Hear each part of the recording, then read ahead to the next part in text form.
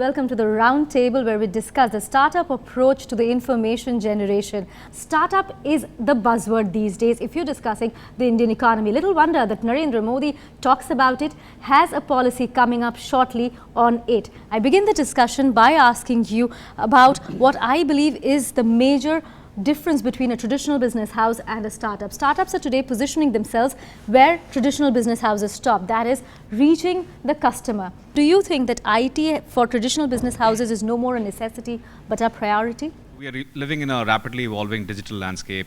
This is the information generation. This is a generation which is looking, this is 24/7, always on generation, wanting access across multiple platforms and wanting unique experiences. Whether it's a startup business or it's a traditional business, digitization is the core.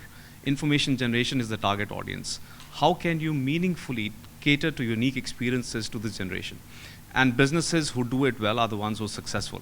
For this traditional business houses, it means that they have established processes, they are at scale. How do they build an online component to it? For the startup businesses, it's really about they are growing and incubating fast, but how can they predictively spot new opportunities? How can they analyze data sets? So it's really about both learning from each other and contributing in a very effective way to the new information generation consumer. Scalability is an issue, set processes is also an issue, right? Will you want to take that? I believe startups definitely will evolve to become a large enterprise. At this point, very often we have seen that if you force a startup to look at more processes at the early on, it does not work for them because it becomes very inefficient.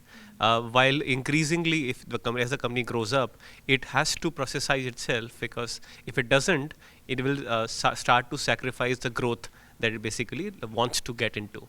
So yeah, definitely startups will,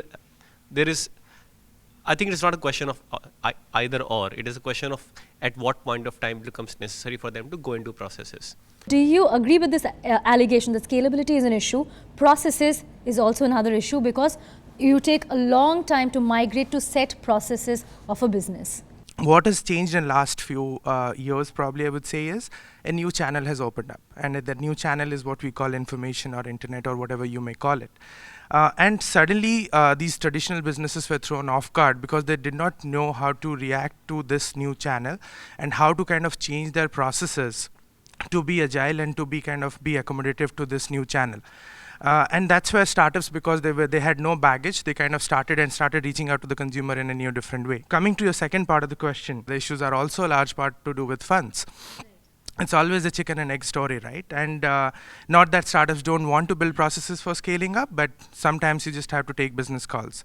The amount of data they're sitting on, and tomorrow they kind of just change the mindset a little bit and trigger that data to an information, they will be sitting on like massive insights which probably no startup can even imagine to have. I'll have to take that to you, Sanchit. During your process of the survey, what did you find out? Is it correct that most traditional business houses are sitting on a landmine of information? Is just a mindset issue? Ultimately, it's all about the experience continuum that you're offering to the consumer.